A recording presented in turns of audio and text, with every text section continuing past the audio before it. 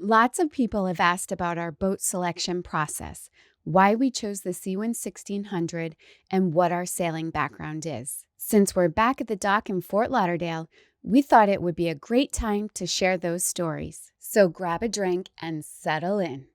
There are some hilarious bloopers at the end. Don't forget to subscribe, share, and like this video. I'm Kristin, this is Fabio, and this is our dog Yoda. We're looking for adventure and freedom in harbors unknown, but for now, we're starting in our own backyard. We sold our dream home of 16 years that we remodeled with love and attention to every detail, and moved on to our Catamaran Wanderlust. We're a couple of dreamers with a longing to explore the world's natural wonders, food, and cultures. To live by the wind, current, and the sun. Click the subscribe button to come along for the ride.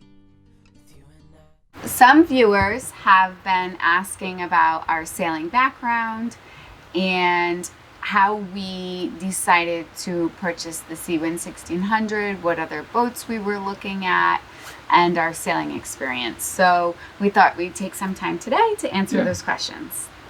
Yes, so I was born in Italy, for those that have not figured it out yet. And I came to this country, I went to medical school when I was young, and came to this country to train in surgery. In Italy, I grew up in a small town on the coast of Tuscany, on the ocean, on the water, and I always enjoyed sailing. Back then, we had windsurf was very popular, and sailing hobby cats was popular, and I used to have both, and I sailed hobby cats with my brother. It was great fun. I was in Wisconsin for a couple of years. The only sailing available was ice sailing on the lakes, and I never got to do that, but it looked like a lot of fun. And then I moved to Rhode Island, and Rhode Island is a great place for sailing. And there I used to sail with an old friend of mine, Armand, who had a Pearson 35, and we sailed the bay. It was a great time, and in fact, I think you sailed that. Right? Yeah, absolutely. That was the first sailing that I did. Yeah. With Dr. Versace. Yes, it was a great time. Mm-hmm.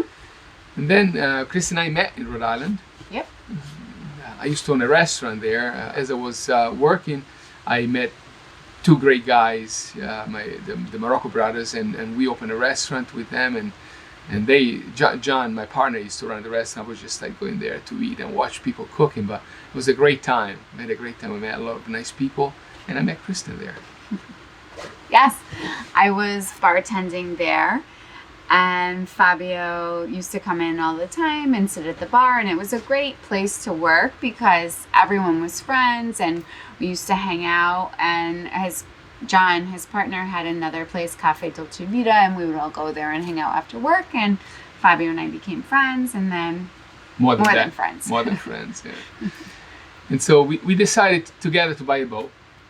Yes. Fabio wanted to buy a boat, and I was comfortable on the ocean because I grew up on the water. My dad is a commercial diver, so when I was a kid, I would go with him on the days that he wasn't working, and he would go quahogging, and I would be on the boat as the tender just to kind of make sure that nothing went wrong, and then I would help him sort the quahogs. Yeah. So even though I had no background in sailing, I was still very comfortable on the ocean and loved the ocean. Yeah. So when Fabio said he wanted to buy a sailboat, I was like, wow, that sounds like a great idea. Yeah.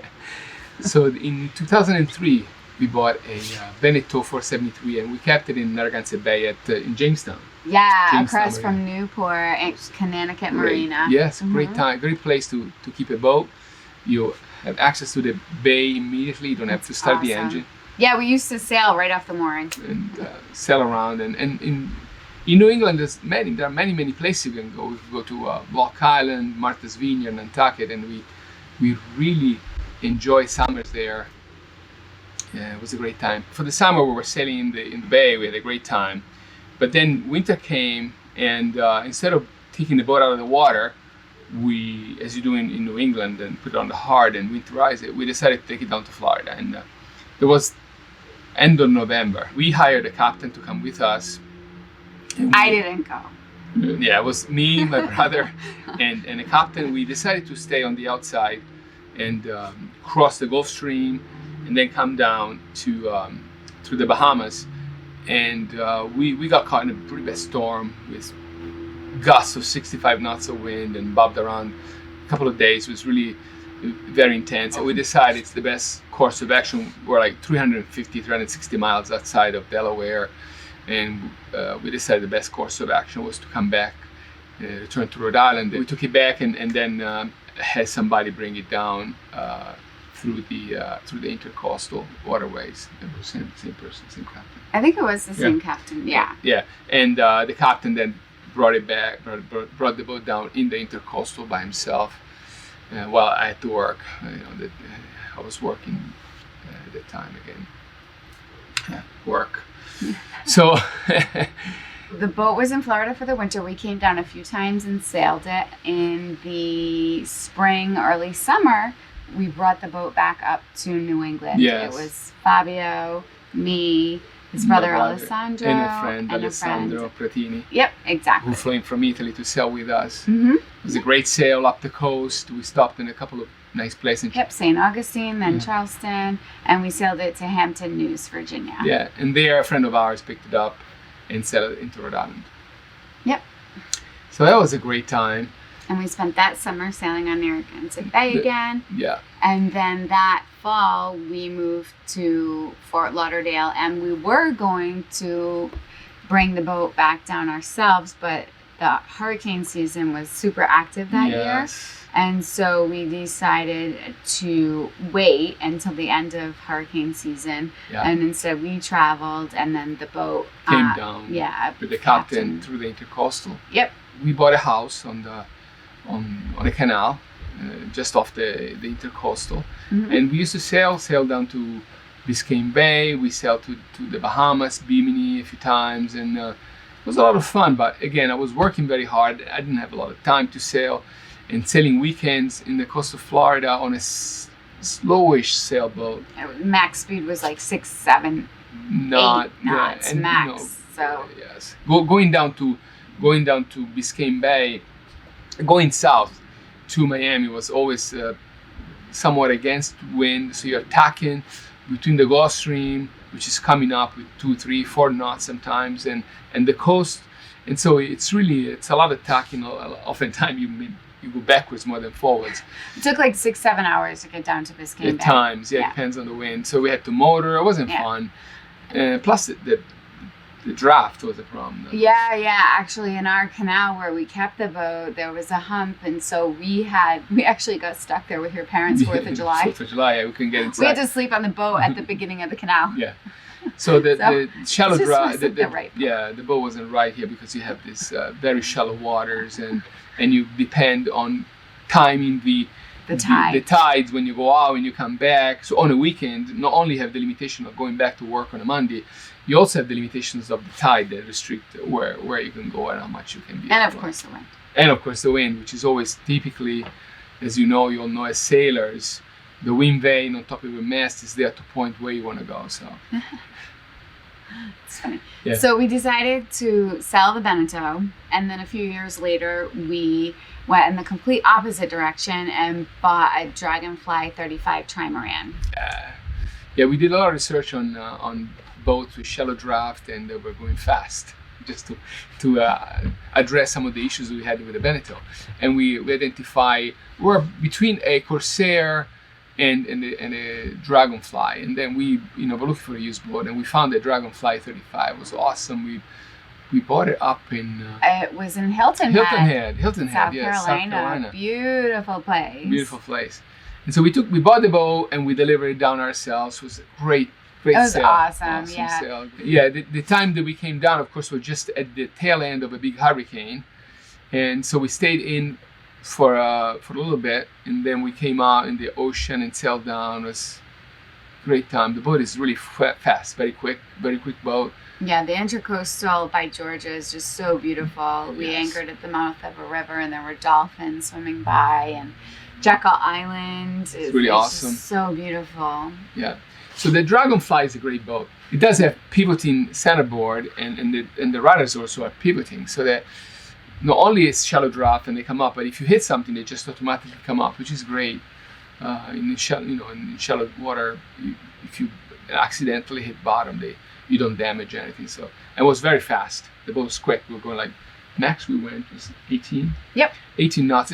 They say it goes over 20 knots, 23 knots. We never did that. But one time we had our friend Cam Lewis on board, and if you know Cam is like a famous Trimaran across the ocean sailor. We won a lot of races, and we were like flying around with him. It was a lot of fun.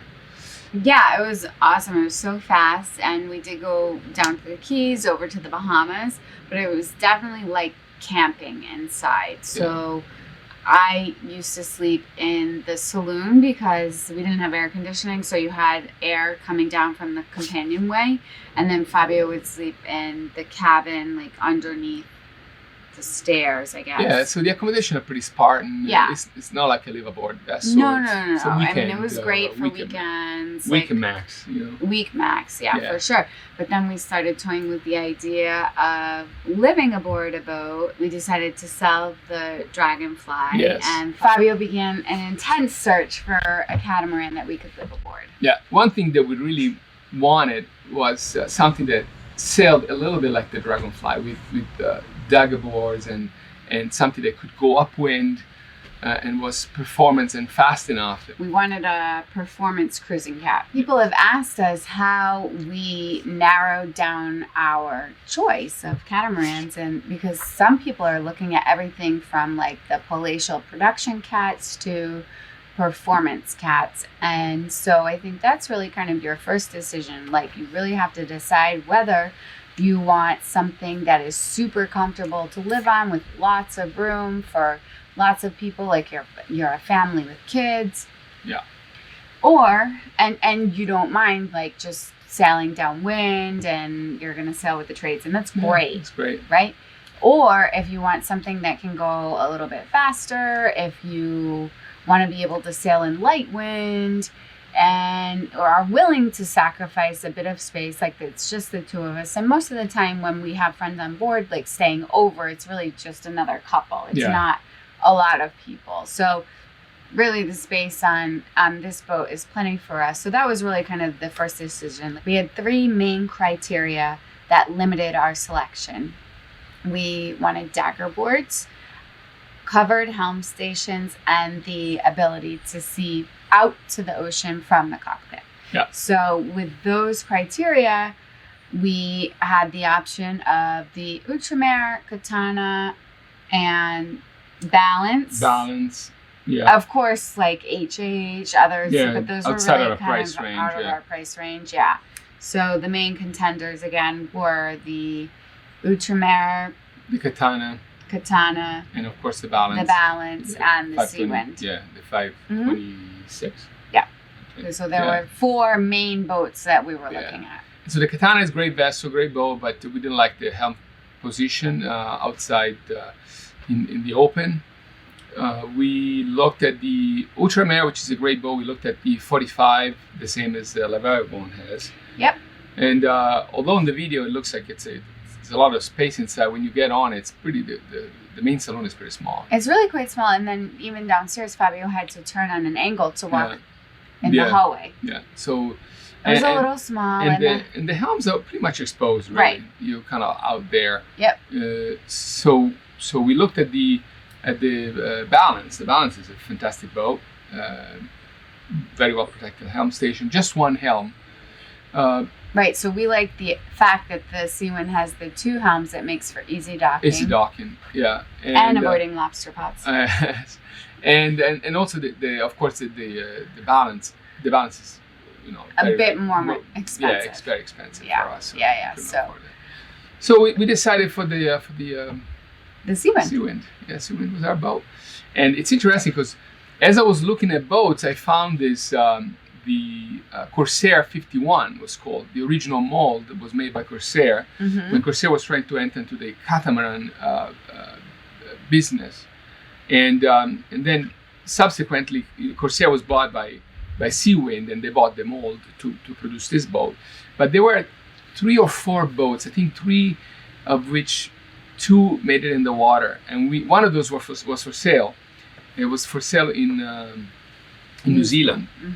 And I was trying to go see her. I bought a ticket. And, actually, almost bought the ticket. We were about to buy the ticket, and then he got a message that the boat had sold. Yeah. So then the only option that really was to buy a new boat. Buy a new boat. Yeah, buy a new Seawind. And so we contacted the broker in our area. Yeah. And started discussions. We watched a ton of YouTube videos, did a lot of research, and we were trying to go and see a Seawind 1600 because there was one in Spain. And one in Croatia, I think, or something like that. Right. So we wanted to go see one, but our broker contacted us, and he was on his way to the Annapolis Boat Show in October and was like, hey, I have a couple of serious buyers, so if you guys want to lock in the next haul, you have to let me know now. Yeah. And we just bit the bullet and put the down payment. And put the down. And it turned out to be true because now it's so true. There's a waiting list for this vessel. So. Yep, absolutely. We would have had to wait a few years, honestly. So, and we didn't want to do that. Yeah. So, yes, she is. And we're happy with our decision. I mean, she's great sailing boat. Naturally, with like being hull number 4, as liveaboards, a few of the systems, they have some kinks that need to be worked out. So we're working with Seawind to work out some of the kinks. Yeah. And overall, we're very happy with our decision. The sailing aspect of the vessel is very well designed in our opinion. Yep. We definitely like the helm position, the fact that you can see everywhere from the helm. It's amazing. The fact that you can dock the boat from the helm, either starboard or port that you're docking. Yep. And you can really, for two people like us, it's essential that the person at the helm is able to grab a line at the last minute and secure the boat. So it's great that whoever is at the helm. Right, because sometimes we don't have help docking. We rarely do. I know. As a matter of fact, it's only the two of us. We have to dock the boat, the two of us, and the person at the helm can really help by just last minute grabbing a line or throwing a line. So that's awesome. We like the double sheeting of the mainsail to control the mainsail. It really allows you for very, very delicate control of the boom, and also what's great about it, that the boom is always somewhat prevented. So in case of a failure of the line, the other one can hold the boom somewhat in position, and also as an extra preventer that you've seen probably in some of our videos for when you go downwind, you can form a triangle even with the sail all over. So it's really great, and we like the self-tacking jib. Self-tacking jib is really. That's great. It's like you turn the boat and it turns like a car. Yeah, going upwind is really. You're like ready to tack. Okay. I'm like, why are you telling me? So you've seen it in our last video that the boat is very forgiving. You can make some mistake and allows you for recovery. We got our screecher backwinded all of a sudden when the wind shifted suddenly, and the boat didn't even feel it. We're able to just control it very, very and just simple in high winds. Yeah. So it's really, really very, very forgiving boat, and it's allowing us to learn fairly safely. The cockpit is large, which is amazing, and you always feel like you're protected even in strong winds. Yep. So we really like it. Mm-hmm. One of the other questions was, is there anything that you're planning on changing? What kind of upgrades we are planning of doing on the boat? As you live on a boat, you find stuff that you would like to have a little different. We have spoken about the furling of the screecher on a port tack, and we're thinking about either adding another winch or some other thing that will allow us to furl the screecher when we're at port tack. That we found that is a bit of an inconvenience for the two of us. Inside the main saloon, you have a lot of space under the settee, but it's inconvenience when you have to have people get up or take the cushions off to go rummage under the seat. And we're going to probably install some drawers there. What else? The forward cabin on the port side, so the V berth on the port side, we most likely won't use too much for guests at all. No. I really don't think so. And so we're trying to figure out how we would like to configure that space and possibly use it for tool storage or, I don't know, even like a workspace. Yeah. So I think one of the newer versions coming up. One of the owners has converted the Ford cabin into 2 berths that can be folded up, and has designed a little space working station there and storage. I think it's a fantastic idea. Yeah, that's a great idea. Yeah, if any of you is thinking about buying this boat in the future, consider that option For sure. of converting the V berth into bunks that can Right. be folded up and have more space for storage. That's an awesome idea. That's an awesome idea. I wish we had known about that. I I think think those are the yeah. only changes really Yeah. that we're considering. I think we find that we have enough solar power. we do. Yeah, we never had a problem with that, but we're aware of other owners that are putting more solar power on the davits for the dinghy, on the dinghy davits, and they're thinking about putting full electrical power engines and cooking and all that. We discussed that in the power management video. If you'd like to watch that video, just click the link above. One other thing that we really wanted to have is a great galley, because as you have probably seen, I like to cook. I grew up with my mom. She's a great cook, and she always had me out on the kitchen. I helped her, and when I was a Boy Scout, I used to cook. Oh yeah, you told me that story recently. Yeah, I was in charge of cooking when I was a Boy Scout. It was really a lot of fun. And then I did own a restaurant, and as you heard, in Rhode Island, and I enjoyed, as much as they let me go around the kitchen. My chefs were really they wouldn't let me much, but once in a while I could sneak inside and watch them cook and try to help, and most of all eat their food. That was the best part. But yeah, so as part of our experience, we want to really have some videos about cooking on a boat and show that you can have awesome meals as a cruiser wherever you are. So that's part of our mission Yes, as videographers. is to eat our way around the world. Eat our way around the world, yes. This has been a tough year, I think, right, for most people. Yeah. We've been very lucky. We want to think about all the others have had a rough year. Use the words of a friend of ours, Steve, and he told us, when you're given lemons, skip the lemonade and go straight to the good stuff. And so that's what we're going to do. We have here the good stuff from Steve that we're going to drink to celebrate all of you guys. And our anniversary. Our anniversary, which is today. And 14 years. 14 years together. Married. We've been Married together 14 years.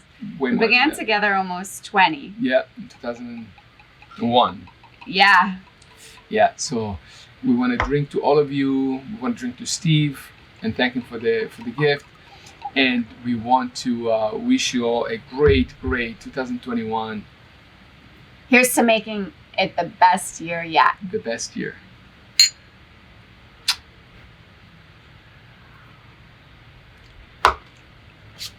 Delish. And to you. That's so funny. Okay, so thanks for watching. If you have any questions, please leave a comment or question down below. And thank you so much for watching. Definitely hit that subscribe button, give the video a thumbs up, and ding the bell for notifications. And give us comments. We really enjoy comments. We have developed a great community of people that talk to us. Some give us great advice. Yeah, we love the advice. It's awesome. Some are concerns about us, our mistakes on the boat. They want to let everybody know that we are safe. We are safe, definitely safe, the and we boys. do have experience. So if we make decisions that seem a little rash, it's just because we do have the experience to handle the situation. So thanks again for watching. Thanks again. And we'll see you next week. Bye. When I came to the U.S., Yoda, come, baby, come. Come here. Yoda, come. Yoda, come. Yoda. God damn it. Fucking.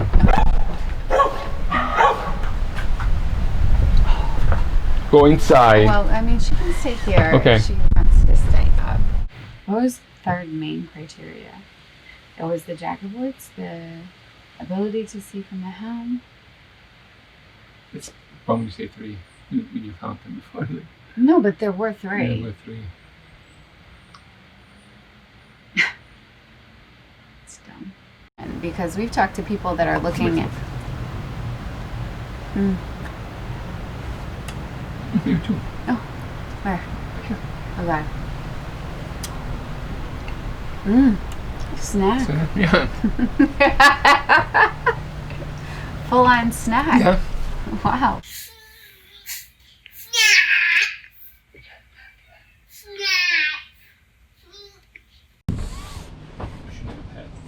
Nuts. I made that mistake.